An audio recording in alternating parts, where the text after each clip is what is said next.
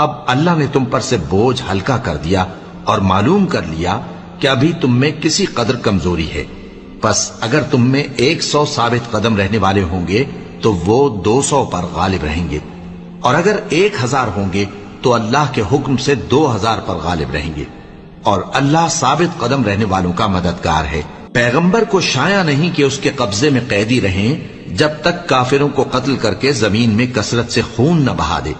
تم لوگ دنیا کے مال کے طالب ہو اور اللہ آخرت کی بھلائی چاہتا ہے، اور اللہ غالب ہے، حکمت والا ہے۔ اگر اللہ کا حکم پہلے نہ ہو چکا ہوتا تو جو فدیہ تم نے لیا ہے اس کے بدلے تم پر بڑا عذاب نازل ہوتا۔ اب جو مال غنیمت تمہیں ملا ہے اسے کھاؤ کہ وہ تمہارے لیے حلال طیب ہے، اور اللہ سے ڈرتے رہو، بے شک اللہ بخشنے والا ہے، مہربان ہے۔